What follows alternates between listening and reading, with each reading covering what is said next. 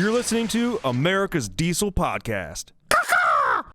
Well, ladies and gentlemen, we are back with another fun-packed, super awesome episode with Jesse.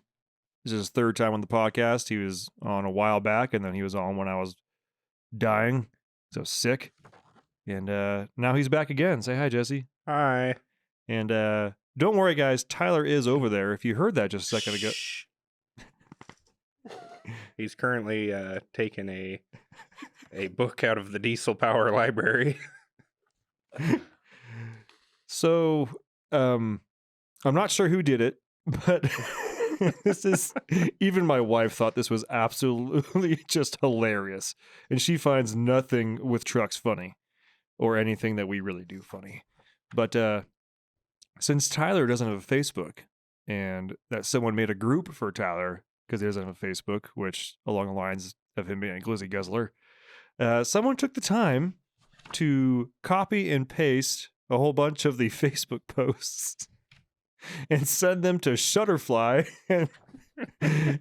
of which they made into a bound book, a hardcover. And the title's called Scared of Facebook.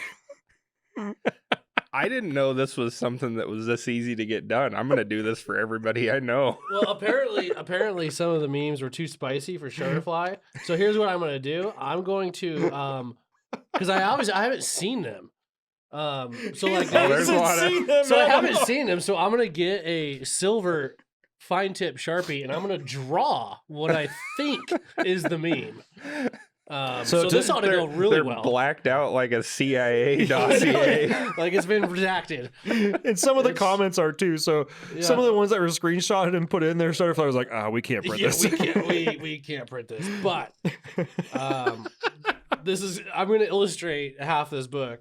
And maybe, you know what? Maybe the winner of our Rate My Ride will get my illustrated copy of my book. Maybe we'll throw that in as part of the winnings. Yeah. I like the look at my face on the cover. You guys did a fantastic job. I'm actually going to sell these. So that's actually available. I think that's your profile picture on. We wanted to tag Tyler, but he's a glizzy guzzler, doesn't have Facebook. Yeah. So very nicely bound book. It's a beautiful book. Nice hardcover. Paper cover will be coming shortly after. I love the fact that Shutterfly redacted a whole bunch of stuff. Yeah. It makes me sick. Draw it back. This week's podcast episode is brought to you by Fuel Bomb Diesel Additive, an additive designed for diesel enthusiasts, made by diesel enthusiasts. Ben, take it away. Hell yeah, dude. So this is our in-house Fuel Bomb fuel additive for your diesel truck. Our biggest thing here is making sure that you can pretty much always have diesel additive on you all the time. You've got a lot of other additives out on the market that they have, anti-gel in there all the time. They have cetane in there all the time. They end up being big and bulky bottles.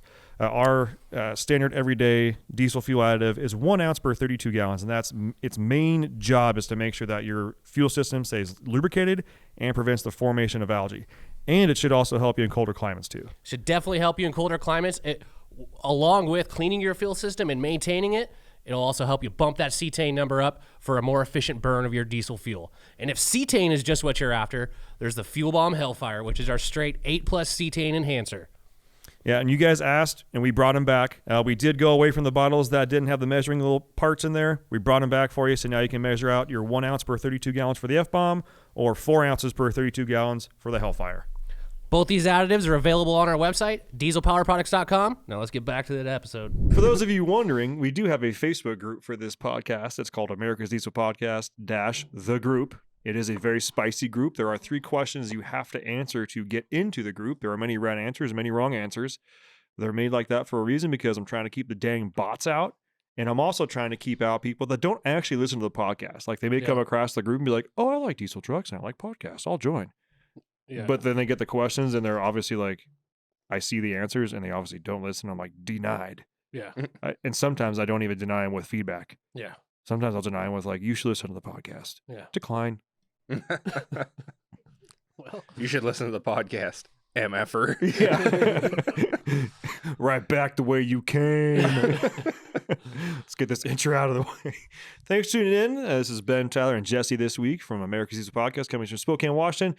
Check us out on Google Play, SoundCloud, iTunes, Spotify, anywhere to podcast. You can find us on there by searching America's Diesel Podcast. We do also go live on our Instagram page right around 5 p.m. Pacific Standard Time every Wednesday. We do film on Wednesdays, so in between the 2 episodes that we film per week, we usually go live on there, have a beer with the boys, talk a little bit of shit, see what's going on. It's a good, grand old time. Again, I hope you like hot sauce. It's fucking spicy. I don't. So- I had to go to counseling after last live. We should probably announce that. We are going to be doing a roast of not just Tyler. Okay, guys. Okay, thanks. Okay, guys. Put me in there as well. I'm feeling left out. Okay, everybody is like, I know you're not part of the Facebook page, Tyler. Yeah. But some of them are good. And I'm not gonna lie, I kind of feel like What do you mean good? Like against me? Like roasting me? like they're roasting you still on the Facebook page, but you're not part of it, so you can't see it, which is almost even kind of funnier because we know that you can't see it, and I'm right here. and I can only liken it to in Step Brothers when the whole Brendan has a vagina thing happens. Yeah. And the mom says she doesn't want to admit it, but she chimed in as well. Yeah. Brent, yeah. I feel like that because I've chimed in a couple of times. I'm like, he's like my best friend. But I'm like, fuck that guy. Brandon has a vagina. Tyler doesn't have face. But anyways, Always find yourself a solid group of friends, people. Just if to we stop have your roasting back. you, we don't Yeah, love you, man. yeah. The second we start being overly polite, you're gone. Yeah. You're dead to us. Speaking of reviews, Tyler, go ahead. Yeah. Screw all of you. Take your review and shove it. No, I'm kidding. Right Five-star reviews. Any platforms Ben mentioned earlier. Screenshot that. Send it to podcast at dieselpowerproducts.com. Make sure you include a picture of your truck and an address so we can send a sticker too. It looks just like our logo. There you go. If you need parts for your diesel pickup, make sure and check out dieselpowerproducts.com. We do have parts on there ready to rock. You see that quick ship logo, hit the go button. It's go time. Except for you, Honey Badger. Any quick ship items that you purchase now, I am purposely going to delay 3 days. Fact. If you are placing orders on there, on the website, make sure and type podcast in the order notes section. If you miss it, don't worry. Shoot me a call, shoot me a voicemail, shoot me an email, DM, whatever. Let me know you place an order. Or if you're talking to a sales technician, make sure you let them know that you are a podcast listener. Receive absolutely fucking nothing. Dead serious. You get nothing except special attention from me, Corey, or Tyler should an issue arise with your order. And I mean that when I say it. Those of you that have had some issues with your order, you know what I'm talking about. It is a nice little piece of insurance on there. And also lets the guys upstairs know that we're down here drinking beer, farting around, but helping people buy parts. Because at the end of the day, money makes the world go round and this shit ain't free. Yeah. I don't know if you guys have seen the price of Coors Light lately, but make sure you mark podcast. Okay, guys. Okay. Let's get this. So yeah, let's get this episode underway. But I want to start off with so today's Tuesday. We normally film on Wednesdays, but today's Tuesday because when we have a guest, we usually try and film only one episode that day because it tends to go long. Hi, Jesse. Hi. And one of our episodes came out today is number 259, and we within like 10 minutes of it being out, we had like 3 comments on the Facebook page like, "This is the best intro ever," and I couldn't remember what it was, and so I listened to it in like the first 10 minutes. And after I listened to it, you sent me a message like almost minutes after I finished it. And you were like, the intro is a fucking train wreck. It is so good. I was like, it is. It's an absolute abomination, but it's the best. Yeah. It's by far my favorite intro. Favorite 10 minutes for our podcast ever. Yeah. That's great. Yeah. I'm glad we get to follow it up with with me. Yeah. And bomb this to the ground. Oh, Yeah, good. yeah. Good. There's a couple week buffer zone before this one. Yeah. So unfortunately, when we have a guest on the show, you don't get to hear Corey, but Corey is still here. He's still listening. If you hear a voice in the background, that's his. We just don't have 4 mics. Hi, Mom. He says, "Hi, Mom." It's a joke. If you get it, if you don't, then listen to some old podcasts. All right. So Jesse, Bless her heart. bless her heart. Yeah. Jesse, it's been about 3 months? No, he did one with me and you were gone. I know, but was that about 3 months ago? Yeah, probably. Yeah, it was like November. Was it? Yeah. Wow. Time flies when you're not having fun.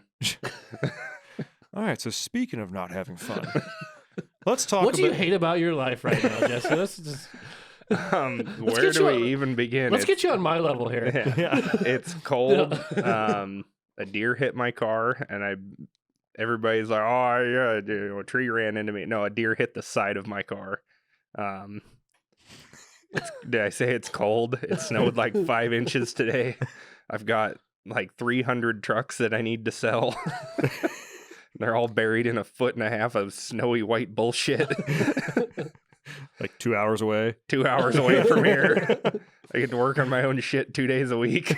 And if something goes wrong, guess what? You get to wait a week. Well, that's So- fantastic, Jesse. Thanks for sharing. Yeah. Other than that, it's great. I'm really happy your life is just peaking right now.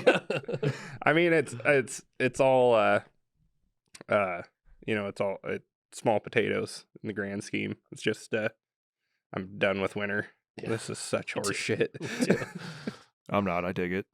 Nobody cares what you Get think. out of I here, know. man. God. He comes up here, lives in Washington for like 4 years. Thinks he's he's 4 years. just in love with snow. It's just the greatest thing ever because he's lived his whole life without it in California. Okay, first off, all right, we're almost to 10 years, asshole. And you still look at a snowstorm like a white chick, just like, oh my God, it's so beautiful. Let me get a selfie. Get my scarf out. It's like a sunset. Only No, this one is scarf? this is the time of Yeah. the year where the snow is supposed to stay in the mountains. That's fine. Yeah, I'm okay with it being down it's here. not too, though. staying in the mountains, Yeah. man. I used to have to drive 4 hours one way to get a hold of this shit. Okay, guys. Did you go to Tahoe or Shasta? Tahoe. You would. I would. I did. It's not the same anymore, though. It's not the same. A little Tell you that right little now. bougie there. Oh man, it is. For those of you still in California, especially the Northern California, I go to Tahoe a lot. My peak Tahoe vibes were like late 2000s. Like we had what we call a Tahoe shit shack, and I've kind of mentioned it before a couple of times, but like me and literally like 9 to 12 of my other fraternity brothers and close friends would rent like a 3-bed, 1-bath apartment and split it. And like bring cots and couches up and stuff like that, just so we had a place to go on the weekends and shit. Yeah. And why any rental agency would ever, and they would rent, like it was in my name. They would rent to me. I was a dirtbag. Like I was an absolute like piece of shit. And for some reason, they still rented to me. I don't know why, but the rent was dirt cheap, and it ended up it only cost people, I don't know, $100 a month, $125 a month to have a dedicated place to stay, like with a parking spot and a kitchen. Mm-hmm. And when you think about how much one hotel costs for one night. Oh, yeah. At that time, it's one hotel, but now you can drive up on a Friday night, have dinner, wake up, have breakfast, go ride, stay Saturday night if you want to, and drive back Sunday morning, Yeah. or ride Sunday and go home. Anyways, so yeah, that was usually around when I started doing that. It was a winter of 10 and 09 and 10 or 10 or 11, I can't remember. But vibes on that time, South Lake, that was where it's at. Now it's fucked. That place is like so overly industried out. It's completely corporate. I know things have changed even since like the late 2000s from before then. Trust me, I rode even then too. But it is now. It's not even like,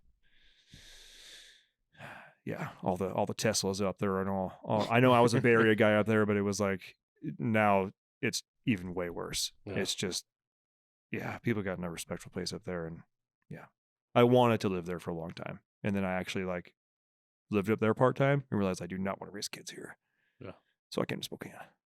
Good choice. Much better. I think it's a great choice. No. Yeah, we're just California North now. Well, You I think don't know that, about but that. oh man, like is I'm still happy as fuck to be up here. It is Like, crazy how much this place has changed in the last 5 years, though. Oh, Like, I've noticed it. It's Yeah. nuts. Oh, it's gotten busy. Yeah, Like, it's way busier. Oh yeah. One of my buddies was talking about how, like in 2016, he moved down here. And he's like, it was no problem to drive an old car. Like, you're not getting Mhm. stuck in traffic and overheating. And, there was like no big deal if your brakes were a little soft. Like, there's not a lot of other people on the road. And he's like, now your old shit better be dialed because, Yeah. like, if you're trying to leave a, 2-car buffer in front of you, somebody's going to cut in front of you. And then Oh, yeah. another person's going to cut in front of you. And then you're fucked. Yeah. If your turn signals aren't working, you're fucked. Yeah. Like, Well, it's not like people use them anyways up Nah. here. yeah, but it's hard to. Old car life is not great Yeah. in this town anymore, unless you're like dialed in. You'd stay on the north side of town, and it's pretty. Yeah, Still, I mean, you just take those country roads and. Yeah. but that's if you're kinda nice. trying to daily stuff, Right. like, Yeah. which I used to do a lot, and there's a reason I got a new Mustang because it was not fun anymore. It took all the fun out of it. Yeah. So let's talk about the snowball effect that we just had quite literally the last 2 days in the shop on a truck we're working on. You okay to revisit this? He's like, it was horror show. He literally just buttoned it up and he's like, I don't want to think about it. I don't want to talk about it because it's been the last 2 days have been like pulling teeth. So it never fails. It's like, oh, let's do this one quick thing real quick. Quick little quick job. Put a couple of brake calipers on a Dodge pickup and one bolt. Oh, smack the shit out of the table, Ben. Way to go. Yeah. I'm just trying to get close to you, dude. So we were supposed to do 2 brake calipers, check the pads, rebuild 1 Dynatrack ball joint. That turned into disassemble both sides of the truck, do all the bearings on one side because they had come loose, fucked everything up. Everything was heat checked. Ball joint rebuild went south. Like, and this is on a free spin kit. yeah, on a Yeah. Dynatrack free spin kit, which it went from like and to no fault of the owner. Like, Yeah. this is just a Well, meh, it's Mark's truck, so yeah. But it's in the process of it getting worked on at another shop and they got sent the wrong parts and parts got put on and stuff came loose and that caused the ball joint to go bad in such a way that it wasn't rebuildable anymore. And that's awesome because it's a $200 ball joint. Well, not just this, it's not rebuildable anymore, but one of the major selling points of Dynatrack ball joints is the fact that you can rebuild them without having to press them out again. Yeah. doesn't mean you can't. Doesn't mean You can't fuck it up enough where you have to press it out again. Yeah. or you still have to disassemble everything to get all the guts out. Yeah. Oh, yeah. You're still pulling the knuckle off. You're still going full ball joint replacement, basically. You're just not pressing it out of the knuckle. Yeah. But then we pressed it out of the knuckle and put a new one in, and everything's good. The truck's back together. It's actually currently sitting in the shop because like Mark's going to wire his front bumper lights up tonight so that they're not poser lights. Not that I have a lot of room to say. I had 4 huge fucking lights on the front of my rig for like 3 months before I wired anything up. But everything. I don't know if it's just winter time, like bad juju. Like the last couple of weeks have been a lot of snowball-y. Yeah. Between especially like the free spin kit on the mega cab that we have here at the shop. You guys will see in our YouTube show, The Shop. Yeah, we're plugging it. It's back. Every Wednesday? I think we're releasing them Tuesdays now. Oh, every Tuesday on YouTube under Diesel Power Products. Because the person who's editing them now, which is not me, is much faster. Yes. So he's actually usually done editing the episode. Like we finish shooting on Friday. He's usually done before we end work on Friday. Yeah, of which is editing crazy. everything. Great. Yes. And whereas me, I was like, like even putting some weekend time in and like, trying to make it work on Monday and then barely getting it out by like 4 p.m. on Wednesday. Yeah. And meanwhile, trying to film that week. My hat's off to all you guys that are one-man show doing that kind of shit. But I bit off more than I can chew on that one. But luckily, we have a brand new asset in the company that's able to do that. So we have some pretty... You guys need to keep it on our YouTube page because... we're going to be stepping up the game a little bit here. Yeah. There's going to be some awesome content. Yeah. Released soon. Yeah, coming soon to a YouTube channel. If you ever wanted to know how to put together a Dynatrack free spin kit in like 4 minutes. Yeah. Actually, I think it ended up being like a 12-minute video. Oh, well. Yeah, we also have a new But series. 6 minutes of that is me taking a freaking brake rotor and a U-joint off. We do have a new series called This Is How We Do It. This is how we do it. Yes, that's kind of, you can't say that without doing that. Mostly because we don't really want to put instructional videos out there, but there's also a good value in showing like how to get things done that people just may need to get a visual on, like a free spin kit. Yeah. Like just the visual on how the order of things, what's going on. So it's kind of just it's showing people this is how we do it. Like, Yeah. no. And another big thing is, which I said when we made this video was, because a lot of things, like, I mean, it doesn't matter how long you've worked in the industry or everything, you're going to put on a part and go, I don't know how to put on this weird aftermarket thing. Let me look it up on YouTube real quick. Mm-hmm. And you get a video of some dude, some dork in his shop. And let's just, for the sake of, we did one on a Dynatrack free spin kit. So we'll get, Joe Blow off the street is making a YouTube video. All right, guys, we're going to put a Dynatrack free spin kit on my Dodge pickup back here. So before we get started, I want to give a little backstory on why I chose this. Cars were invented in the late 1800s and they, got more technologically advanced from there. And then 15 minutes later, he's like, all right, so then Warren developed the locking hub in 1947. Day two. Yeah. And then another 10 minutes later, he's like, all right, we're going to get started. Day three. First thing you got to do is pull the tire off. Now, tires were invented. Day 4. And now I took apart everything and put it back together. I forgot to hit record. But the main thing you want to do here is the spindle nut. It's important, okay? Yeah. All right, thanks for watching. Now, I don't necessarily have the right tools to do this job, but we're going to get it done with what we have here. Like, they're going to, do stuff like that and shit. Oh, my favorite one is that I did a Whipple intercooler on the Explorer ST that we have here, Brian's wife's car. And there's a YouTube video of some guy, and he has a pretty good YouTube page. But his video is like, yeah, let's do this part, and you take this part off here. There's 3, plastic push pin clips. You pop those out with a little panel popper tool, and then he'll move on to the next part. And then he'll go, all right, so I screwed up, and 2 steps ago, you should take these 3 bolts out because I accidentally broke this when I popped it out. So you might have broke yours because you didn't notice these 3 bolts. I just noticed them. It's like, motherfucker, you're editing this. You could put this bit 3 minutes ago so I don't break this shit. Because you're looking at it and you're like, God, I just broke this part. And then he's like, hey guys, I just fucked up. Just to let you know, there's 3 extra bolts here, and I forgot about this 3 steps ago. So I hope you didn't break yours like I just broke mine. Fuck! You obviously have the ability to edit. Yeah. This isn't one shot. It's not all in one. We're not doing one take on this. It's like, you know how to clip things. Yeah.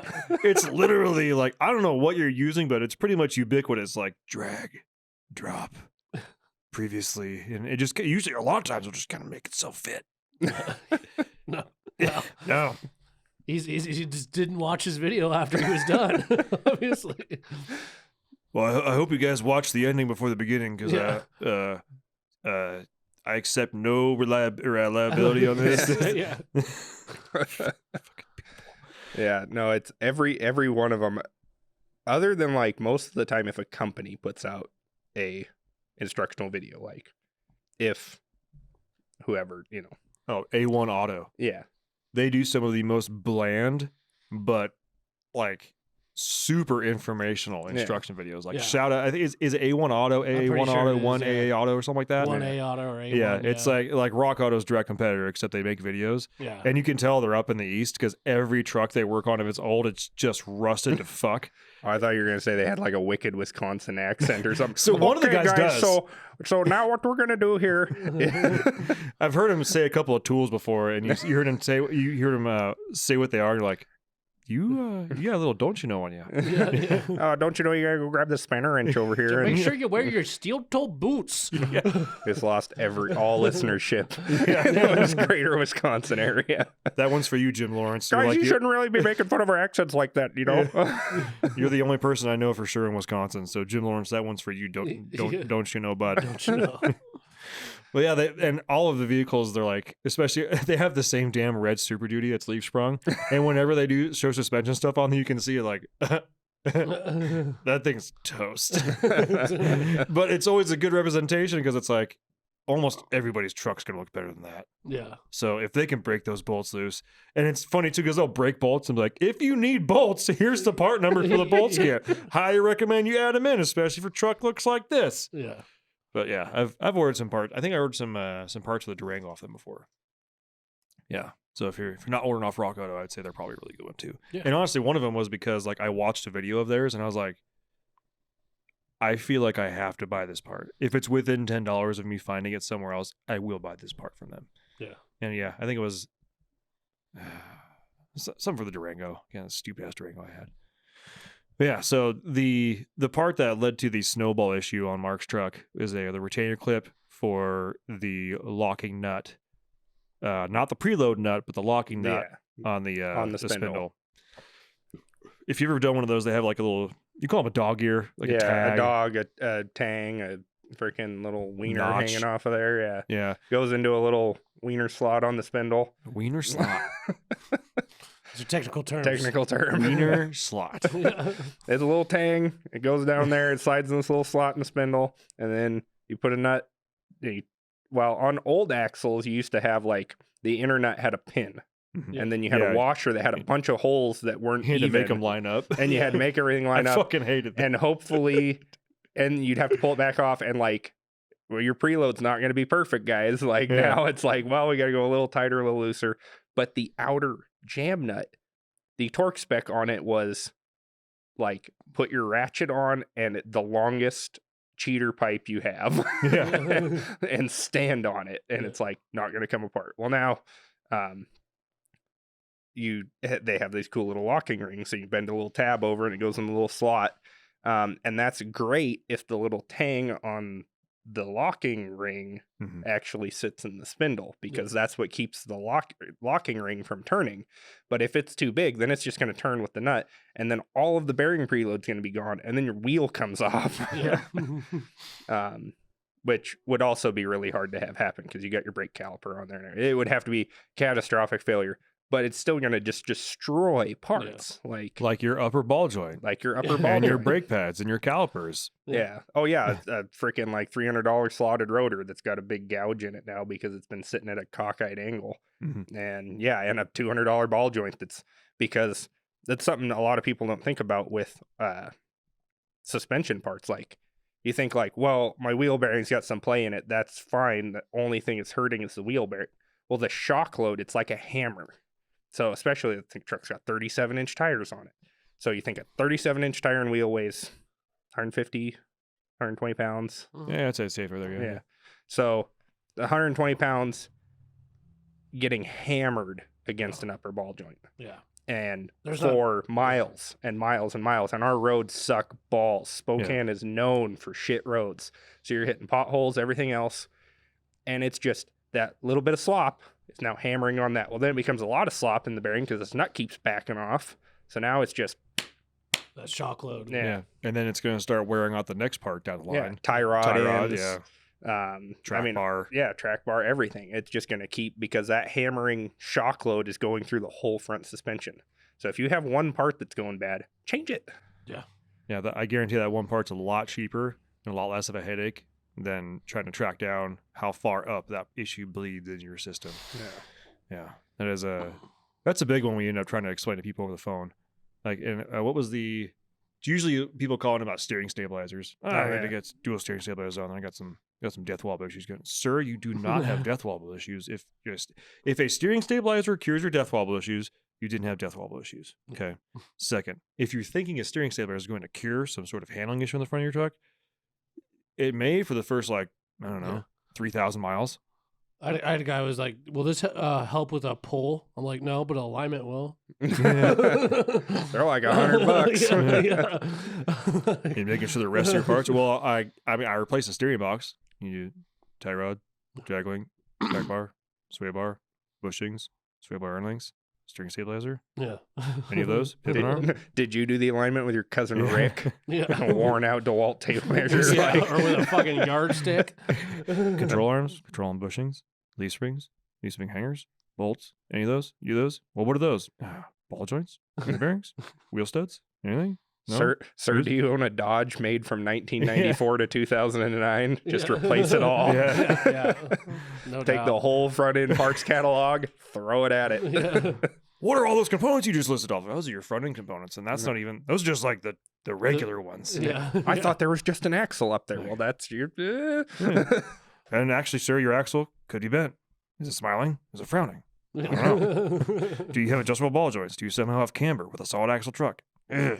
Yeah. Does your truck go around corner and only are going around corners make a grinding, squealing, or squeaking sound? Yeah. Things that make you go, Yeah. When you go around corners, does it do something in the front end that makes your butthole tighten up? Yeah. You're like, oh God. front end issues. Yeah. That's a good one. The more you know. More you know, I'm going to do a PSA here. Every person out there listening right now, this is a pandemic of epic proportions. Dear Lord. Every fucking one of you go out and check your headlights. Because I drive around at night mostly. I do a lot of driving. Get out of here with your small car. Yeah.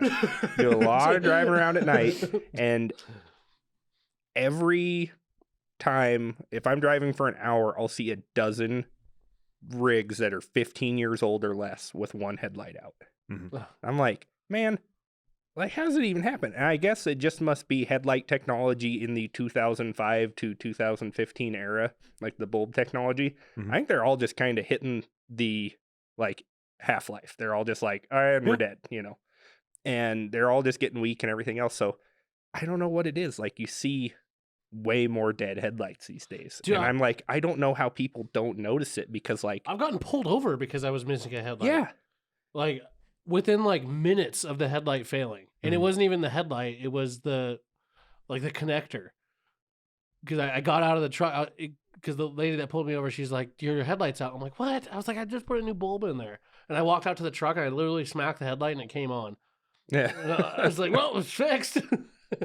but yeah, I mean, I see it all the time, and every time I see one of those behind me, I think it's a motorcycle behind me. Yeah. I'm like, is that a freaking motorcycle But- in the snow right now? Yeah, that's what I always say. Yeah. It's in the wintertime, you're like, you see one headlight coming and you're like, what's going on? But then it's weird in, I wouldn't say traffic, but when there's a line of cars and there's one car at the front that has one headlight, but then there's all these other lights, it's like gives weird. Mhm. You're just like looking like, what the hell is going on? What's coming at me? Yeah. The whole train of. Yeah. Well, and you might be thinking to yourself, like, man, I bet you they can't see for shit. No, they can't. But also, for you people that are possibly rolling around with really, really dim and really, really messed up, like foggy, oxidized headlights, there's a reason a lot of cars have daytime running lights. For situations like in the snow or dusk, it's a lot easier to see other traffic when your lights are on. I don't know how people haven't quite understood that yet. I don't know how it's not common knowledge yet, but like, yeah, it's a lot easier to find other cars. Like even in the summer, like when you're driving into the sun, Yeah. if someone else has their headlights on, you might think, oh, I don't want to blind them. I guarantee the fucking sun's brighter than your headlights. Okay. Yeah. First off. Second, it's a lot easier for me to pick up two other sources of light amongst a giant, like my eyes squinting. Right. Like, and like pulling the sunshade down and like trying to like tilt my hat down with my sunglasses. I got these beautiful blue eyes. They're super sensitive to sunlight. So- with my tinted windshield. But on top of that, and Ben and I talked about this earlier, I had a great idea for a bit, but it's about constant things that you need to do that your Yes. dad would yell at you about on your car. One of which is clean your fucking windshield. Yeah. The inside part. The Yeah. outside part, there's a button for. Unless your windshield wipers suck, which they probably do. And your dad is going to come out and yell at you and go, "Can change your fucking windshield? What are you doing? Yeah. God damn it. Can't I raise you better than that?" Well, then there's a right and a wrong way to clean your windshield as well. For me, Oh God. What, Do we do you have do it with time? Do we have newspaper? time for this? Like Yeah, a yeah, hobo? no, he spends like 3 hours cleaning his windshield. What is wrong with you? I like a clean windshield. Yeah, but if you're doing it for 3 hours, something's wrong. Like you're impaired. Okay, Tyler's Did you get exaggerating, drunk okay? first? Okay. Tyler is There's a exaggerating. solid hour that is in your windshield, in your window glass of Like, cleaning. of the entire vehicle. Okay, that would be fair. It's an I excursion. drive an Okay. excursion, Tyler. Of the front and the back window, there's a solid hour that is done. Nah, I mean, if you include at least the driver and passenger If I side include window, if I include Rain-X, then yes, there's a solid hour. well, I am including Rain-X. So you've heard me talk about like I have a system that I use. Yes, you do. Yes. Okay, it involves quad-aught steel wool, invisible glass, many rags, and Rain-X. Quad aught steel wool on your windows. Yeah. That's awesome. Yeah, it is. Like it. I never thought about that. It sounds wild. I didn't believe it until I saw a guy at a dealership I worked at do it, and I was like, sir, Yeah. you're putting don't no. And he starts rubbing, and I'm like, wow, what, you trading this in? Like someone pissed you off? He's like, no, the steel wool is so fine that it basically just acts as a very mild abrasive. It's like clay barring your paint, but on a window on a very hard sealed surface. Huh. And it picks up all kinds of shit. And so instead of sitting there using elbow grease and Windex the entire time, you use that, and then you come back around like with more invisible glass, and you Tyler's. You guys can't see this, but Tyler's giving us a look right now. He's like, Sorry, good thing I brought a book. yeah. He's like, there's so many other things I could do with my time besides whatever Ben's fucking talking about right now. Wait, so have you tried any of the like soap impregnated steel wool that they use for like cleaning plates? No. See, that might be the next level for this. I don't is to think get so. the shit that has like simple green in it. I just replaced my windshield when it gets dirty. That's the fuck. He's bought stock in fucking Safe Light. Well, see, and that's the thing. You guys make fun of Tyler for not being on Facebook. All the time he gains from not scrolling through Facebook, he makes enough money to buy a windshield every time it gets dirty. It's like, Seagull got it again. Yeah. Damn it. Call Safe Light. Yeah. Steve at Safe Light. Yep, Yeah. we got another one. We keep five in stock for I you. sneezed. Damn it. God, new windshield. What's your guys' opinion on wiper blades? Are you buy the cheapest ones and just No. replace them more often, or buy like $80 set of wiper blades? I don't go that expensive. Yeah. I do. I'm dead serious. The last set I bought was $75. No, I will go. I will And that go was like a a pair. middle. That wasn't for the back. It was Yeah. just the front. I will go with like a middle of the road Yeah. wiper blade. Try to go with a Something that name. might be on sale, but like still a Bosch. Yeah. But like So- not the cheap one. Yeah. Do you like the old school full metal arms, or do you get the one piece that kind of flexes onto the windshield? I hear the one piece is the best. They have gotten better. That's Yeah. what I'm asking.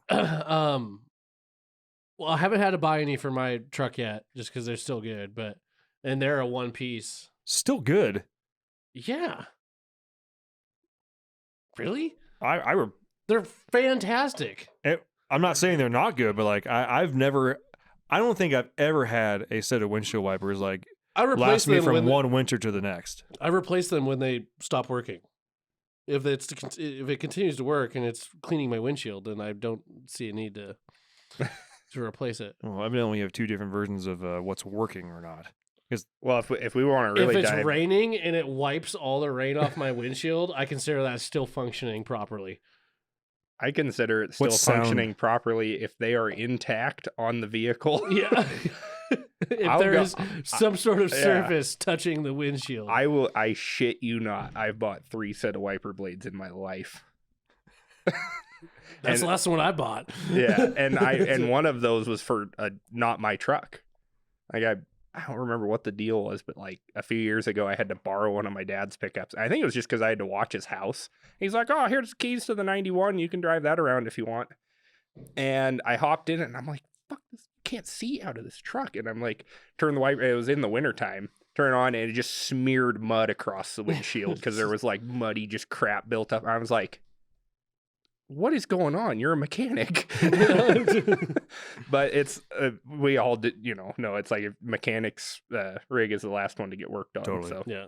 if it works enough, you're happy. Yeah, the carpenter's cabinets are always half done. Shoemaker's kids go shoeless. Yeah. Yep, totally. Yeah. How many more of these can we come up with?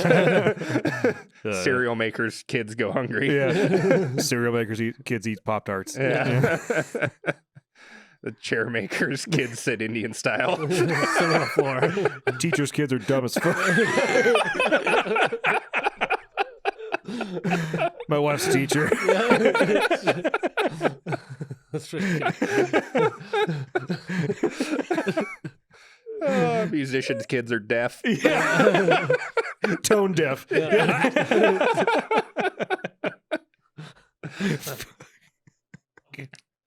Got any other ones? Politicians' kids are probably actually pretty good people. they're actually probably the smartest people. Yeah. we could get real dark on this if you want, but I'm afraid to go down that road. Go for it. Okay. Well, here we go. The porn stars' kids are Catholic. President's kids are crackheads. I mean, that's just That's just nonfiction now. I was gonna say, marathon runner's kid's a paraplegic. It's okay. I hate myself too, guys. My son's probably going to be way better than I am and everything.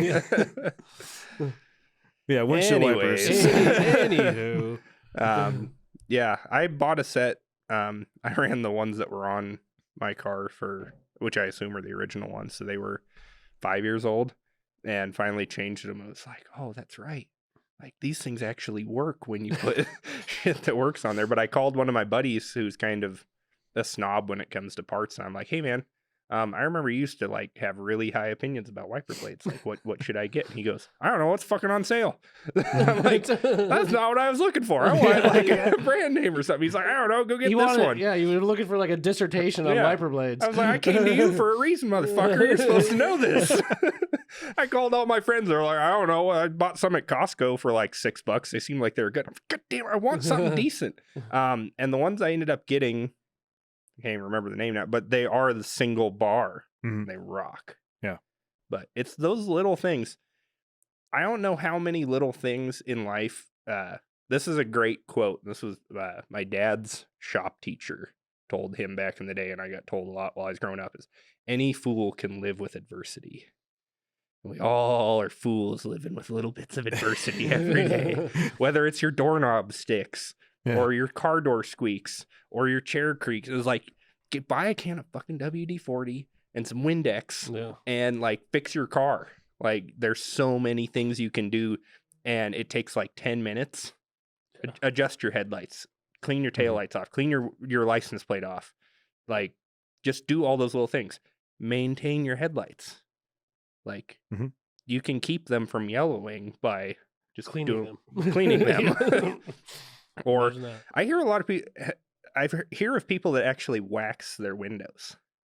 Yeah, though it's so that goes back to my windshield stuff, but it's doing like when you actually finish cleaning and drying a windshield, I almost like buff it to a shine. Yeah. Like, I will sit there with a clean rag, and I will like. He's back on it. I know, I'm back on it, man. I will sit there and I'll apply pressure and like buff this thing until I can't see How much any pressure? 6 pounds per square inch. 6 to 9 pounds. I don't know. And until I literally cannot see any streaks or any heat transfer or anything like that anymore. Just like if you were to, polish a clear coat on paint. I see that as like sealing the windshield and make a nice, really, really, really, really smooth surface. Tyler is again giving me this look. It's just like, you know how I learned to clean windshields when I was a teenager? I used to detail cars for people when I was a teenager. My dad said, he's like, I shit you not, the best way to do this is to get a newspaper. Yeah. And bundle and I've heard that with water spots. Yeah. It works really good with water spots. And I was like, there's no way. And turns out bums are right, man. Yeah. They don't do it just because they have lots of newspaper around. They do it because it works. Yeah. I still do it sometimes. Of course, now microfiber towels are so plentiful. Yeah. Like, they're at every part store for $1. Yeah. And don't buy them off of Amazon, though. Are the Amazon ones junk? They're shit. Huh. Yeah. Just get them at Costco, man. Those McGuire's, the yellow ones, that whole thing is like, I think it's less than $30. I don't think we have a Costco card anymore. You don't? I don't think so. Wow. We didn't go. It's only the two of us. Like, buying bulk everything is just like, shit. Yeah, no. We don't need it. I haven't been in a Costco in 20 years. Like, since I was a kid. That was one time. It was on a school trip. A school trip. So was it to Spokane? I was gonna say, like, they have a Costco in Republic. Like, holy shit! No, we were on a trip with our English teacher. It was a Knowledge Bowl tournament, which is like small time school Jeopardy. And I was on Knowledge Bowl, and I guess I'm sorry, my Tyler's friend's not an on the asshole. mic, You're not an idiot. I didn't know you were fucking smart. yeah. Fucking nerd. Yeah. Your nerd hair. Get out of here. But yeah, we came down and our English teacher was cool as hell. And he's like, all right, we got a few minutes before the tournament starts. I got to go to Costco. You kids want to join? You ever been to a Costco? You little retard from the Republic. You ever seen an airplane before? Here's your Costco. My favorite part of that whole trip was, so he was the teacher that got in trouble at our school for being like a little racy with comments about things. Mm-hmm. Wore camo every day. And he was an ad guy for Boeing. Like he was super smart, super well read, decided he wanted to go become a teacher. I mean, and he was one of the most like literate, like well-spoken guys I've ever known. And a cool hang. Like he always told us, I mean, we're all like freaking 13, 14. He'd be like, you know, you got to call me. Is like, I don't know how exactly he phrased it now, but he says like, when you guys Call me daddy. Well, no, but I remember he'd say, he's like, and then he's like, I'm your teacher and I'm going to be your teacher until you graduate. And then when you're 21, I'll buy you a beer and you can call me Dan, because his name was Dan. And it was like, he was just the coolest dude. He's like, we have to be like professional here because this is how this works. But later on, we're going to be friends. Yeah. And he was just the coolest dude in the world. Cool. And I remember we went to Brucci's Cheesesteaks for lunch and he bought us all lunch. And somebody brought up one of our classmates who wasn't there, who was kind of a dick. And he's like, and evidently a stupid dick because he wasn't at the knowledge bowl. Idiot. And I just remember somebody said something about him. And Dan Wong, bless his heart, he looks over and goes, man, I can't wait for someday when somebody knocks the shit out of that kid.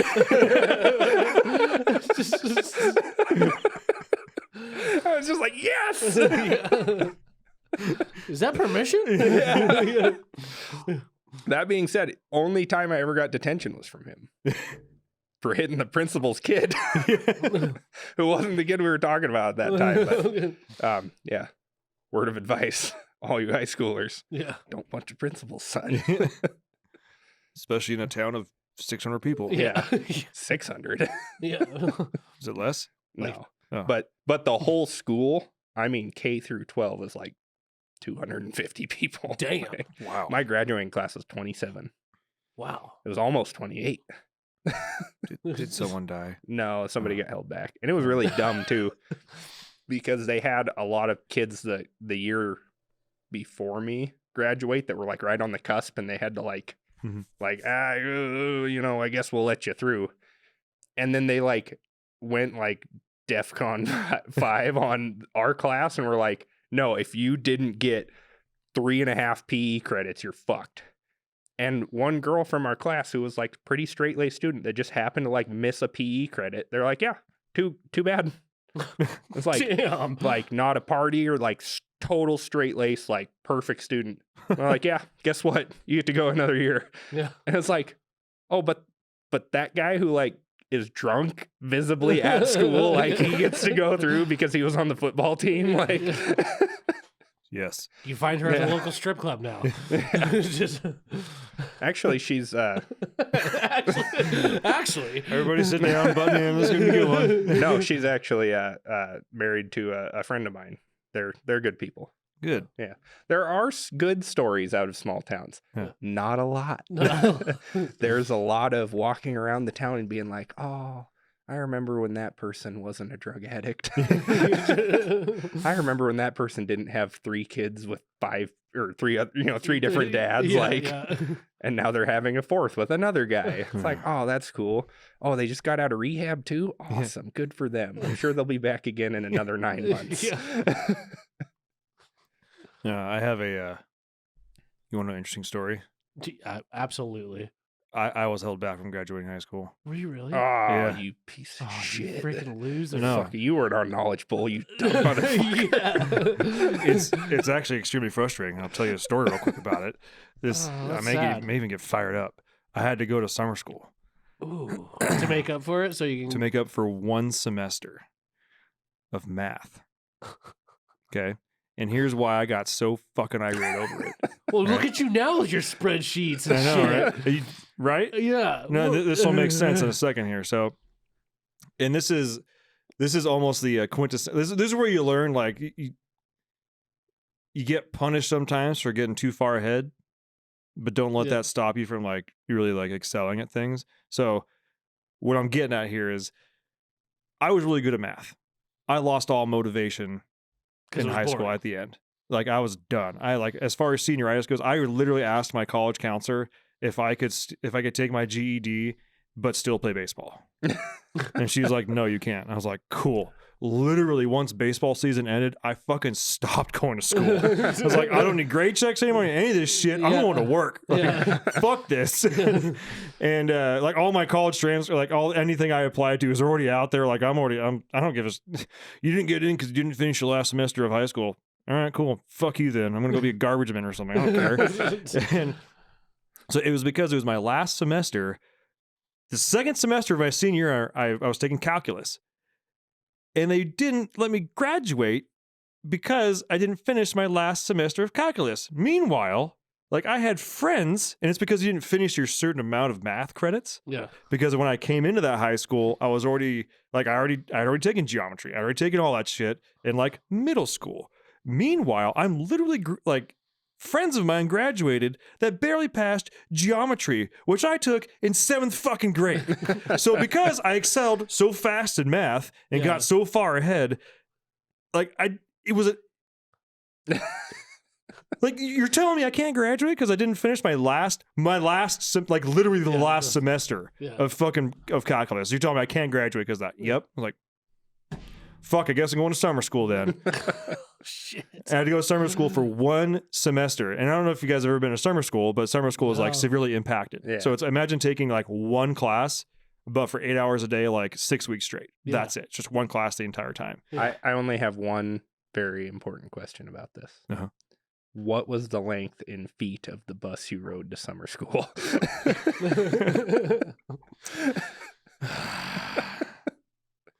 6 to 9 feet.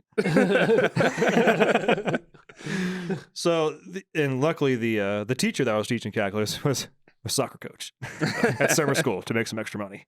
So I came in and and he, like, I remember walking and we looked at each other and he's like, what the fuck? Just looking, he's like, what are you doing here? How's this even possible, man? and like, it's like 2 grown adults. Like, I mean, I turned 18, like, I was early in the year, so I turned 18 like November of senior year. Yeah. So I'm like, summer of when I've turned 18, I'm like, I turned 19 in like 3 months. Yeah. 2 basically adults are looking at them like, I don't know, dude. Yeah. Fuck this.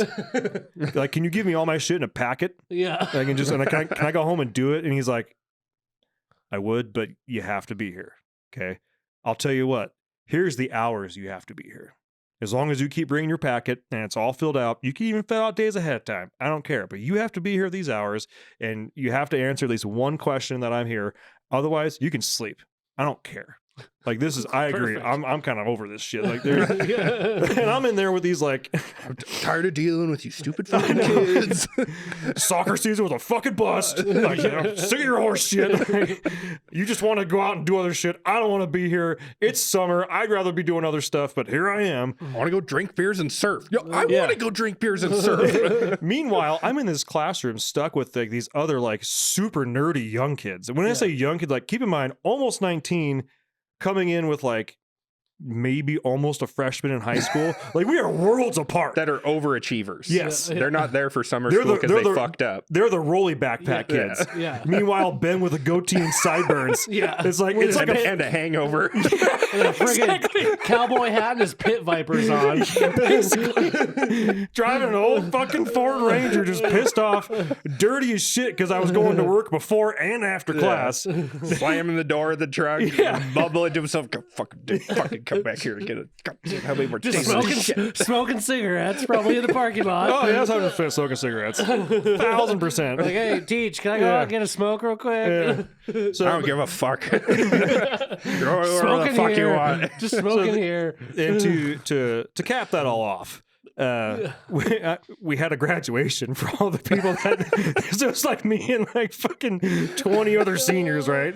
But some of them like I'm not saying like I was the only one in there that was like, you shouldn't be there. Like these other kids are like these kind of suck. Like we're glad they had to take like 6 credit courses over this 1 6-week period, and I had to take like 1/2 of one semester of fucking calculus. And so it was. The principal for summer school was my friend's dad, and he wasn't our normal principal. So as I walked across the stage, I literally fucking slapped the microphone off of his face. Oh, Mr. Wilford. Just walked by, slapped it, walked off the stage. I think I borrowed a gown from my girlfriend at the time or something like that. Took it off, walked out. Like I was like, I'm the main character of my own movie. I'm fucking out of here. I don't even think I invited my parents. Like, I just nobody in the audience. No, my dad happened to be there because he was in town, and he watched me. And my grandma was like, should I come? I'm like, no. No. This is dumb. This is a down point. This is a bottom end of my summer right now. And I fucking kept that tradition on because when I graduated college, I didn't go to graduation either. I went to work. It was like, hey, you can go sit in graduation and pay to be here and like get stuck with like thousands of other people at stupid ass San Jose State. Or I was working for Red Bull at the time. It's like, you can go work Bottle Rock in Napa Valley with all these VIPs, see some cool stuff, drink a lot, and make like $4,500 in like, I don't know, a week and a half. Yeah. Like, I'll go do that. Yeah. I just said, my friend's going to be there. Yeah. Did I get you a forklift? Yeah, all right, I'm there. There's freaking forklifts, man. Yeah, fucking forklifts? There's a box truck full of Red Bull with your name on it. Fucking way, man. They're like, didn't you have graduation this week? Like, yeah, I did. I'm like, why aren't you there? I'm like, dude, like, let's go Red get Bull. loaded. We don't have to be to work for another like 7 hours and 45 minutes. Yeah. Like, we can get like trashed twice. Let's rock. Well, that's my Cajun story. I almost had the same thing happen because, like you, I took a lot of math in middle school. I took high school math, and there was like a group of us nerds that all took like we were taking like the state tests a year early and like taking like skipping the freshman like science class, like physical science or whatever it was. He was moving right up to the next one, and then the principals and like all the planners and everything are like, well, you guys you can't do that. You have to take the freshman science class. It's a prereq. Because you need that for the state test for sophomore year. And we're like, cool. Well, let's just take the sophomore test this year as freshmen. Oh, okay. You guys are all going to fail it. We all passed because it's a state test. It's a joke. Like everything that I learned about school is that nobody knows how to make like curriculum for anything. It's all a joke. I don't know. We've all been failed by this public school system. And so it's like sophomore year of high school, I was done with math because I had enough credits. And so I was like, cool. I don't want to do math anymore. And the teacher sucked. That was a big choice too. I actually got a good math teacher after that who is a really cool dude. But it's like, I was like, okay, what exactly do I need to pass high school? They're like, well, you got to take all this and you got to take 2 years of a foreign language class. Of course, we're in the middle of fucking nowhere. We got one foreign language class. I can't even speak fucking English. Sounds like you skipped English there, bud. We had one foreign language class taught by a guy from Southern California who's a hippie, who's awesome, and it was Spanish. I took 1 year of Spanish. Hola, senor. Yeah. It was everybody learning how to say where's the bathroom and how to get more beer. Like that was what I remember from it. And I remember just being like, asking somebody, I'm like, why do we have to take 2 years of this? Well, you have to take 2 years to get into a college. You have to have 2 years of a foreign language. I said, I'm not going to fucking college. Like, I know how to turn a wrench. I'm going to go turn a wrench. Bad idea. But I guess I'm here now, so it was a good idea. But 10 years later, it was a good idea. But it's like, I was like, I'm not going to fucking college. I don't care. They're like, yeah, well, you have to take it. And I'm like, where do I have to take it? Well, no, it's suggested. There, gotcha. Well, you need to take 4 math credits. I was like, but I only need 3 to graduate. Yeah, but you have to take 4. No, I don't. And like it got down to the senior year and I didn't take 2 science credits and I had to take like freshman science my senior year. And I was like, gosh, I guess I did fuck up there. This is really easy though. And our science teacher, I think he was an Air Force veteran and like flew jets. He was super cool. And he had a BMW, like an old M series BMW from like the 80s that he bought when he was in the Air Force. Still had it. It was mint. And I was like, he was kind of a dick. Like, but after school, like I realized that he was just like super cool dude and he was just a good teacher. Like you look back and you realize all the teachers you thought were dicks were just like really good. And you're just a piece of shit. Like, oh, that's right. I was a kind of a douche. He was just doing his job really well and I just sucked learning. That's so fucking true. It's like, I mean, it's the same with everything. You look back at you're like, oh, that thing my dad said and I thought he was being mean. He was right. I did screw up there. Yeah. I should have worked harder.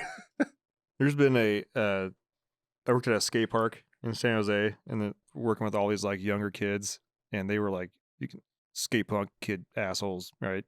And it's our job to manage the skate park and make sure kids are doing what they're supposed to do, summer camps, all that kind of stuff. Well, as of the last like 3 or 4 years, a lot of them are now like 18, 19, 20, 21. And, you know, this would have been back in like 12, 13-ish, 11, 12, 13. So they were all like barely 10, 12, like just figuring out who the Dead Kennedys are. And they think they're, you know, God's gift to fucking punk rock scene and, you know, anarchy, everything this, everything that. And I'm like 25 and I'm like, just trying to be like cool enough to where they're like, they listen, but at the same time, you got to like drop the hammer every now and then. Yeah. And every so often I'll get a message from a couple of them on Instagram. They're like, dude, I just found like in this random backpack I was cleaning out. You wrote me up for this. He's like, you wrote me up for like saying the word shit. And I'll be like, dude, do you remember that entire scenario? You don't. I let you slide with so much other shit. Okay. Like I was trying to keep the peace. Like you were 11 and some random other guy that like was teaching, not random other guy. It sounds really weird, but like one of the older skaters was like teaching you tricks. And then he was in the other, you know, with one of the other guys in the bathroom smoking fucking weed. And this is like a city run skate park. This is government property. Okay. And then an old lady went by and you told her to eat shit. And you're over there, you know, and I'm over there trying to like let the other kids know because I know what they're doing. I'm like, guys, hey, all right, cool guy here, just letting you know, park ranger's gonna be here in like 5 minutes. Yeah. I'm going to pretend we never talked right now, but you need to get this shit over with now and get done, unlock it, get a fan, blow out the bathroom, whatever you got to do. Like, let's be cool about it. And you're over there like kicking skateboards at my ankle and like calling me a narc and a piece of shit. And I'm like, dude, you were interfering with some stuff that you had no fucking clue what was going on. Yeah. And you're like, you're lucky I wrote you up for saying the word shit, you little fucker. Like, he's like, yeah, I'm sorry. I'm like, that's cool, man. What's up with life now? Dude? You doing cool stuff? That's right. Tight, dude. Like you just wanted to look at all of them and they're being like, yeah, life sucks, doesn't it? And be like, yeah, wait till you start paying taxes, motherfucker. Yeah. Like your life rocks. You're 12. Fuck you. And the conversation got brought up too. Like, I'm gonna be honest with you guys, that was the best paying job for the least amount of work I've ever had. I understand why people get sucked into city work, especially in some government work and stuff like that. But I worked at a skate park. Okay, I worked at a fucking skate park. I ran a cash register for candy and sold skateboard parts and put skateboards together. And I kept the peace at a skateboard park. Granted, to my own horn, it was I can't remember if it was the second or third largest skateboard park. It was either in the world or at least in North America. There was only 2 bigger than it. One of them is the Black Pearl, but it is a huge skate park. Like it's called Lake Cunningham. I'm probably just incriminating myself now, but statute of limitations, it's been 10 years. Fuck it, man. Lake Cunningham Regional Skate Park. It's in San Jose, California. Santa Clara, actually, California. And keep in mind, this is like 2013. I was making $26 an hour. Damn. Granted, it's the Bay Area, okay, right? But $26 an hour to sit there, make sure that there was no cuss words on the music playing, you know, Gotta have the Walmart version of Lincoln Park. Yeah, I would hook up my Pandora and switch it to clean and just let it ride. and like, you know, a birthday party comes in, I pre-order the Little Caesars pizza to be delivered, and I like set the chairs up, put a thing on that says reserved and shit like that. It was and keep in mind, like, this is after, like, I worked there part-time while also like going to school and working for Rebel and all this other kind of stuff. And I worked there with 3 of my other friends. My other close friend was the manager, and he was making like, I don't know, I think at that point he might have been making like probably $40 an hour or something like that. I can't remember. But yeah, and we're sitting there, we're like, this can't be fucking real. like we were like selling weed like 4 years ago in college just to pay for beer.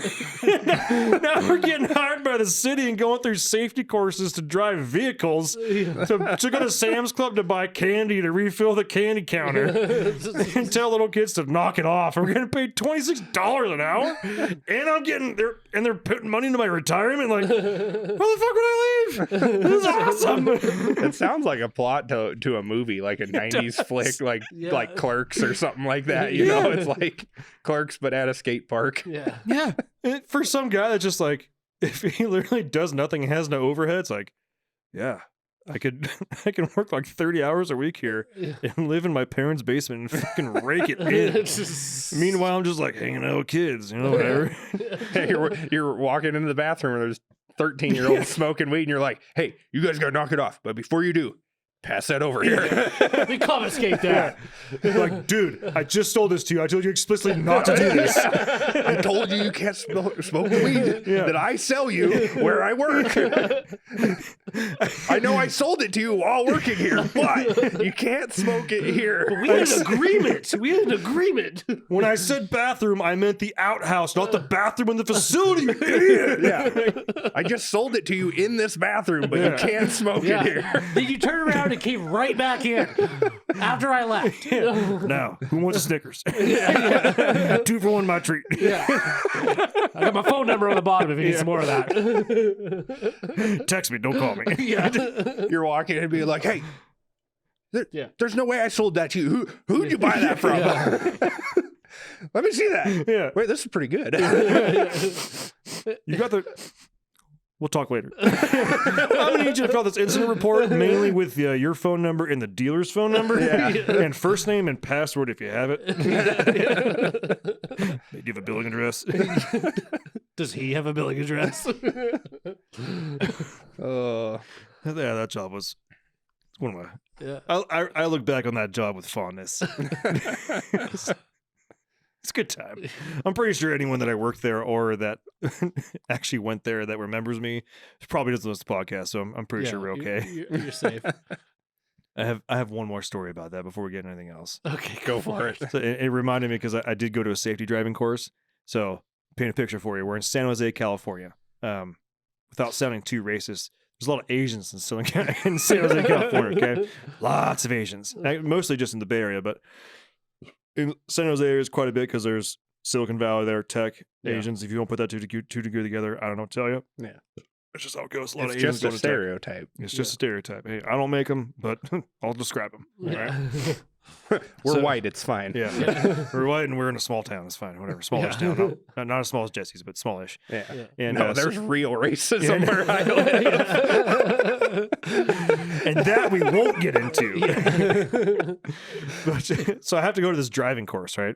And it's not even a driving course like you drive. It's like a sit down, you take a test or whatever. Yeah. And we're at this like big round, it's like a U-shaped table. There's like an instructor in the middle. He's like talking to everybody. He's got a slideshow going on and stuff like that. And there's all walks of life in there. There's like standard douchebag white guy, old people, young people, like people that are in like little rascals. I don't know how the hell they're going to drive a city vehicle, but the thing was, if you got the certification to drive a city vehicle, you also got a raise because it's, more responsibility. And I'm like, okay, you're gonna have to go through one course so I can drive this stupid ass F-150 out back to go to Sam's Club twice a week, and you're gonna pay me $1 more an hour, and then you're gonna pay me to go to this class and buy me lunch? Like, fuck, okay, fine, Stop. This is enough. And I'll never forget they posed the question, like, whose job is it? Oh man, no. How was it? If you're emerging or when you're driving, whose job is it to ensure your safety? to make sure that like, and I'm paraphrasing because again, it's been like 10 years. Like what kind of attitude do you have like when you're driving? Jesus, take the wheel. And there's like a couple of people answered, and they were talking to every person around the table. There's probably 20 of us in there, and I'm like maybe number like 10 to 15. So I'm like, so you're compiling all the best answers and making a like greatest hits kind answer. of. And I'm kind of sitting there going like, should I tell how I really feel, or should I kind of like? And it got to the point where all these people answered, and their answers pissed me off so much that I was like, I am going to absolutely tell how I feel right now, because this is how my driving instructor in high school told me, and you know, my attitude when I drive, and how my dad told me I should drive. And it just cracked me up, and also blew my mind because there were literally full blown adults in there, many of them Asian, but full blown adults in there saying, well, while I'm driving, I assume that everybody else is watching what I'm doing to make sure that, you know, I know that I'm going to do the best I can, but also everybody else is watching to make sure that they don't hit me, and blah, blah, blah, blah. And it finally got around to me. I was like, get out. it got around to me. I was like, I assume that everybody is on their phone, not paying attention, is a shitty driver, and has no idea what they're doing. I drive like I am the only person on the road with 2 eyeballs. Yeah. And the instructor kind of looked at me and was like, that's not a bad way to do it. And these people are like, We're like, oh my God. why would you say that? And I was like, well, because of people like you on the road. You assume that I'm watching out for you. I'm assuming you're going to hit me. Yeah. That's how I drive. Yeah. Sorry. That's the greatest way to drive. Like that was told to me by my uncle. When I told him I was getting a motorcycle, he just said, remember, everybody's trying to kill you. Exactly. Yeah. 100%. And same thing with driving a motorcycle in the Bay Area on freeways and stuff like that. There are lots of different mentalities with that, because you are literally cheating death. Well, anytime you get on a motorcycle, honestly, in traffic or on anything, you're cheating death. But with you that have kind of physically 2 less wheels than is required for a safe journey. yeah, no seatbelt, no padding, no nothing, no crumple zone. Your crumple zone's your fucking skull. Like that's it. Like you think like yes, helmets help, but like if you're actually having fun on a motorcycle, helmet's not going to save you. Okay, guys? Real fun on a motorcycle starts at about 80. All right? Minimum. I hate to tell you this, but unless you like slide out super gently at 80, you might like grind your ass off in your hands or whatnot, and maybe your helmet didn't. But if you actually get in an accident at done. 80, it doesn't matter if you want a helmet or not. It just depends if you're going to find your brain on a windshield or in a bowl. Yeah. That's it. And that, ladies and gentlemen, is why we recommend driving a truck. Yeah. A big fucking truck. Big ass truck. Intimidating And truck. that way, when you hit a motorcycle, you don't even feel it. Yeah. You can just keep Don't going. hit fucking motorcycles. Yeah. But and that was the frame of mind too. Is like I always thought like, and some of my friends too, they would wear like all black. They want to be like as non-seen as possible. I wore a neon day-glow yellow helmet, a bright red jacket, and I had a bright blue motorcycle. I was like, I want everybody to see me. And this motherfucker's got loud ass exhaust. Like when everybody else is like rolling, and because you're allowed to split lanes in California, everybody's on the freeway and they're maybe doing like 30, 40 because it's slowed down. I'm probably sitting there doing about, I don't know, 50 splitting lanes between 1 and 2. But usually in first or second gear. So the R's are just fucking screaming. Like, you're going to hear me. But the thing is with that is like, you want to go fast enough to where they don't have time to react. But you also don't want to go so fast where you can't see what's happening in front of you to have, like, it's this weird mix. And I rode with guys that were also like, fuck it, 110. I don't care if traffic's dead stopped. I'm going 110. And they'd be on like Sportsters and FXR, like that, those kind of guys, and other street bikes and leader bikes. And I'm like, Jesus fucking Christ. Like, you guys are... I honestly think the whole split and lane thing, like that has got to be like, that just seems so dangerous. Oh, it is Like, I'm surprised it's legal in California. I totally all understand. Well, the thing is, splitting lanes, if you look at the legalization of it, what you're supposed to be legally doing to split lanes, it's actually not that bad. But the fact that like you give a motorcycle an inch, they're going to take a mile. Yeah. Like, you're not supposed to split lanes unless, because it was all comprised because most motorcycles were air cooled. So to keep them from overheating, if you're starting to overheat in traffic, I'm going to get probably blasted on this, but like, I want to say if they're going 30 or less, you are allowed to split going up to 30. Yeah, gotcha. That kind of makes sense, right? Yeah. Well, still at the same time, I mean, shit. I mean, but it takes one guy to be like, I need to get over. Oh yeah, totally. Yeah. But also, most people in California, since it is legal, when traffic slows down, most people, and at least if you're in the number 1 lane, they'll put their tires on the line of the median. Yeah. And they will give extra room. And if you start hearing a motorcycle, most people will move over a little bit. Like I've given lots of waves. People are like, they acknowledge you. Yeah. They get that and like that. where you get into trouble, or where split lanes becomes also like stoplights. Yeah. Like there is no reason why I shouldn't be able to filter through the front on a stoplight. Like I am literally saving a spot in traffic, and then light turns green, I just zip off, and it's fine. I'm still under the speed limit. Okay, that's great. I'm never under the speed limit on a motorcycle. I'll put that out there right now. But where splitting lanes gets real nasty is when like traffic, like there's relatively thick traffic, but it's all going 80, and you're like, I want to go faster. Like they're going like 80, but I want to go like 120. I just don't feel like I want to be right here. Yeah. Split lanes between traffic that's already like Moving. a lot. It is. Do you feel like God? You're just like, nothing compares to what I am doing right now. I have yet to find anything that compares to that feeling. I have never felt so alive, but yet so close to death at the same time. I've never felt so sure that I was going to die and so much adrenaline after that at the same time. Like immediate, it's like fun. I am dead. Fun. And the whole time you're just, I rode 600s because I'm not a very big guy, and I honestly, leader bikes scared the living shit out of me. But a 600, you get that fucker wrapped out 12, 13, 14, 15, 16,000 RPM. Like, it's like, it's a feeling that is like, it's fucking adrenaline. Yeah. And then you got headphones in with Bring Me the Horizon going on right now. And you're just like, I am invincible. Like, you make that, like, if something happens, I'm dead right now. Am I okay with that? Yep. That was the first and only like real sport bike I ever rode was a 900 CBR Honda. And that's a death machine. Yeah. And think about it, in small ass town, rural Washington, shit roads, lots of deer. Mm-hmm. Like a bunch of guys started buying street bikes around town. And that was kind of the thing. It's like everybody we all work at one gold mine, or you're logging, or you work at the gas station. Like that's the three jobs. So all the guys at mine, it's like, oh guys, look, I bought a new snowmobile. Oh shit, we all gotta get new snowmobiles now. So everybody goes by. Oh guys, look at this, 2011 Cummins I just bought. Oh shit, we all gotta get diesel pickups now, guys. And so that's how it went. Well, during the street bike craze, I go over to a house, walk in the door, and the first thing that happens, Pat, who was there, he goes, "Hey man, you sober?" Yeah. You want to take the bike out?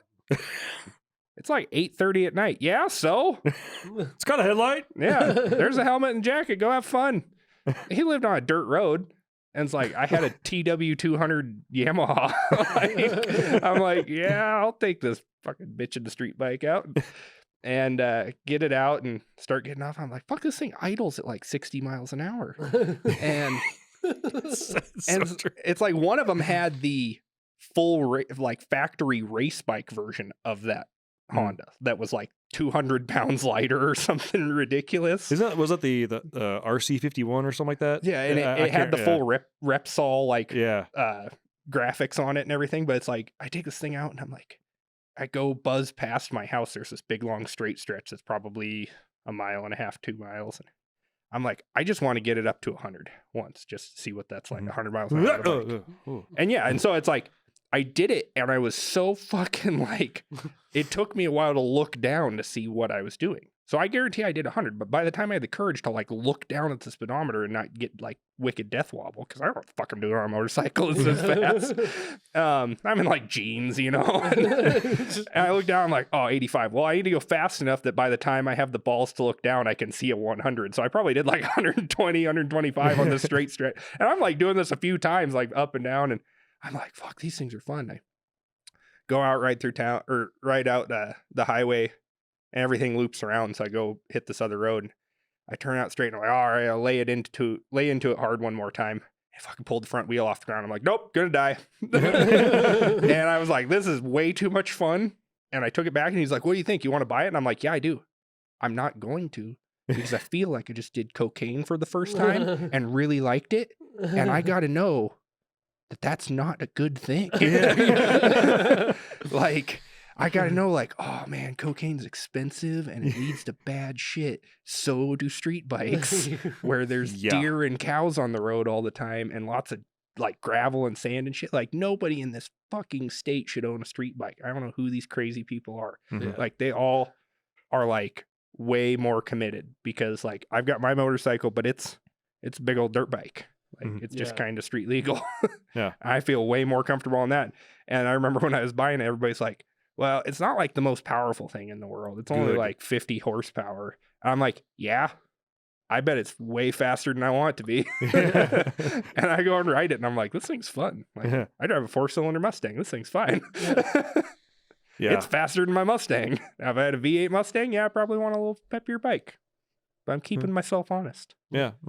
Keeping myself out of the guardrail. It's a Because good I thing. like speed a lot. It- Not the drug. Well, it is a drug. It Miles is. per hour. Yeah. I don't know if I think I told this story on one of my podcast things. I took a fucking rental Dodge Charger out one time that my buddy was the manager at a rental car place. And we were up in Republic and he's like, oh, you want to go take it for a test drive? I'm like, hell yeah, I do. Scat Pack Charger that doesn't have my name on it. Like, and took it out and there's this really nice curvy section of roads going up Wakanda Pass. And I'm like going through there, 90 miles an hour through these corners. I'm like, fuck, these things handle good. Paddle shifters, leather seats. This thing rocks. I get it up. First straight stretch I ever went 100 miles an hour on was out there. And so I go and hit that and it's really straight and then it goes downhill and gets straight, flattens out and it's straight for a couple miles. And so I take it up to, they govern out at 149. So I take it up to that. See a car coming the other way. And I'm like, all right, it's probably not a cop, but like just to be like a good citizen, I probably shouldn't be doing 149 miles an hour with other people on the road near me. And so I slow down and turn around, end up following that car all the way back to the party we were at. And and the next weekend he comes up and he's like, man, I figured out you can go through the gauges on this thing and it tells you like the top speed that the car's gone. And I don't believe it. Somebody that rented this car took it to 149 miles an hour. I go, top score. And he's like, and I was like, yeah, they actually handle, like, I was shocked at how well these cars handle above 120. I was like, they're pretty good. He's like, what? Don't worry, it's a rental. Crazy? And I was like, yeah. I was like, don't It's a worry, man. I rental. know the guy who rented it. He's you, and you're the manager. Manager. Yeah. We're good.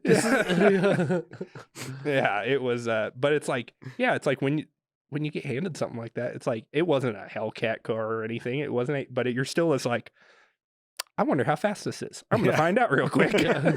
And that's like everything. If you like speed, you're just like, I want to find out how fast this piece of shit is. Yeah. I remember taking that on that same straight stretch in my 68 Torino. That was a pile of shit when I was in high school. And I mean, deathly should not have been on the highway. Didn't have rear shocks. Like doing 100 miles an hour. Drum brakes, probably. Yeah, 50-year-old tie rod ends. A car that had been wrecked into a tree at 80 miles an hour, and I didn't straighten the frame. It was tweaked a little bit. This car has no front end alignment. I'm doing 100 miles an hour, and I'm like, and I hit a little bump in the road, no rear shocks. The whole car hopped, and I was like, all right, we're good. I figured it out. I figured out I can do it. We're going to slow ride all the way there now. Oh, yeah. Fucking motorcycles. Every once in a while I think about getting another one and I'm like, Doesn't even cross my mind. Well, you got a side-by-side. That's like the safe version. Dude, I don't know if it's really more safe because you're just like, I have a cage. Yeah. Now I can go fast with impunity. it still has regular seatbelts. Like that shit ain't keeping you in. That is the scary thing about some of those. Like those things should all have 5-point harnesses in them. Yeah. They should. They don't, They don't. but they should. The freaking Talons too, because they're so ridiculously like, especially that 2-seat one that Cooper had. Mhm. Like this is one of the fastest things I've ever been in my life off the line. They're dumb. They are. It gets them. Well, the cool thing with the Talon is they're built for already putting those harnesses in. Oh yeah. So you just buy them. Oh Like perfect. you don't have to do anything. Like you just buy them and put them in. Yeah. But But it's like, why does a side-by-side need launch control? why do I need that? Yeah. I couldn't believe it. I was like, yeah, this thing has launch control. I'm like, yeah, so the side-by-side, who cares? Yeah. No, you don't get it. Yeah. We got it. And I was like, I get it now. The front wheels came off the ground. I get it. Well, boys, I think let's gonna wrap this one up. This has been a really good episode. I really enjoyed it. Jesse, I'm always excited when you're on the podcast. I'm always excited to be here, guys. This is Yeah. always fun. I want to give a special shout out to whoever in the world made that book for Tyler. It's next level. Yeah, yeah. It's perfect. Just wait until I fill it out. Yeah. I fill out the pictures. I'm gonna have fun with that. And when I say that he literally has not seen our Facebook page or what posts those are, I'm dead serious. He hasn't. I have to walk in the room and tell him that about things that happen on Facebook. So that'll be an episode. I will Yeah. fill these pictures out, and then we will go on the Facebook page and we will post kind of like Yeah. not like the same way you do like Rate My Ride, and I will see how close I am to the actual meme. Yeah, perfect. Except for the fact that every picture he fills out is just going to be a dick. Yeah. Like, this one's a dick too. But This one has balls in hair. This one's smiling though. Yeah. And for the roast, is that what you're writing right now, Jet? No. What is it? We have another music Well, first off, Tyler, did you like the last song I was recommended to you? Was it Polypheria? In a nutshell, no, Polyphery? No? I didn't like it. It's okay. Hey, I want you to know that I am not the biggest. Is Periphery, right? Yeah, I am not the biggest Periphery fan either. I like other stuff more. I don't hate it by any means, but I'm not the biggest fan. Which one was Me and that? Corey are slowly acclimating Tyler Oh. to some metal. All right, so I've got, this is not exactly metal, but one of my favorite songs right now, new album of Asking Alexandria, Mhm. song Lorazepam. Great song. Haven't It heard is- it. Let's see, what's it called? Lorazepam. Lorazepam, which is It sounds like a treatment. well, no, it's It's it's a I was drug. like a marzipan. No, it's what's the Asking the- Alexandria. yeah, what's the drug that everybody takes to keep themselves sane? What's the name brand? Like Adderall, No, cocaine. no, legal drug. No. But it's Xanax. Xanax. Oh. Xanax is lorazepam. Don't ask me That- how I know but that's that. that's the thing in the song is like he's kind of talking about like why life's so good, why do I hate it? Yeah. All right, I added which is it. a good theme for a rock Yeah. song. Yeah. Did you have another recommendation for him, Corey? Ooh, Oh, let's well, see then what you stepped right into yeah. it, man. Yeah. let's see what I don't know if I have any other good ones right now. We're going one song a week. One song a week. Well, Yeah, that's a and- good one, and I would recommend listen to most of that album and the album before it, which I don't remember. I don't what have it's that kind of called. time, dude. No, Yeah. but you just I don't care. You can't overwhelm him, man. Yeah. He doesn't even have Facebook, okay? You can't go too much of this. man. All right, if you like that song, look into more of it. Okay, fair but enough. only look into their. That's two different bands. If you listen to their early stuff versus like their last three albums, two whole different bands. Really? Like, yeah. Gotcha. Okay. All right. Corey agrees. All right. I got it. Also, But heavy metal and then Granite, both Yeah. bangers. bangers. Heavy yeah. Metal by Bring Me the Horizon. Yes. Yeah. Fucking A. Yeah. That's a fucking- that's a fucking that's a banger. crank it to 11 song. Yeah, Yes. that's a banger. Oh my god. Yeah. 100%. I enjoyed that song. That's definitely going on the riding playlist. Yeah, because you Yeah. like Hardy, and Hardy has that one really good It has a couple now. Sell Out, Yeah. Yeah. like or sold out. Yeah, like that song. I heard that and I was like, who the fuck is this guy? And then I listened to the rest of his music. I'm like, oh, it's like the only song he has that's like that. No, it's not. It's not. On Dude, I couldn't on find his- anything on else. his radio. new- All his new yeah. album. Yeah. Radio song. What's there's another one that's fuck. Huh. I'll have to look it up yeah. because the rest of his stuff, it's like I started saying, I was like, oh, I've heard all this stuff on the country radio. He had a new album come out literally like a month ago, 2 months ago. oh shit. Yeah, and Yeah. he's doing more rock. Yeah. Sweet. Yeah. What's it called now? Darn it. I gotta tell you. But Corey, I do think it's almost time that Tyler takes a plunge. Maybe not next week. Maybe not the week after that. I'm not sure, but I feel like it may be time for him to get something more grindy, maybe a little laser chug, something that yeah. After the burial. Okay. All right. Corey says after the burial's on the way. You guys listen to some hard shit. Yeah. Like you get right, I along gotta really I well gotta with show some of him my this- friends because I'm like, they're like, this one's not quite as hard. This is probably good for you, and I'm like, yeah, it probably is good for me, guys. I'm not up to that level yet. All right. And Okay. I gotta show him this song. All right. Well, Bye. boys and girls, mostly boys, we really appreciate you Peace, guys tuning in bye. this episode. Make sure and check us out on all the normal podcast avenues. Again, we really appreciate you guys. Jesse, if you don't follow on Instagram and you want to live vicariously through a single guy who has an absolutely ass ton too many of shitty fucking cars, Yeah. yeah, Outlaw, Outlaw Ford Man on Instagram. and possibly the best handle on Instagram known to man, Outlaw Ford Man. All one word, no spaces. Bam. And you can check us out on our YouTube page with all these stuff that we're content and filming right now for Diesel Power Products. I love every single one of you. Fact check, I don't. I fucking hate all of you. See you next week. Bye. Bye. Thanks for tuning in. Make sure to subscribe and check us out at dieselpowerproducts.com.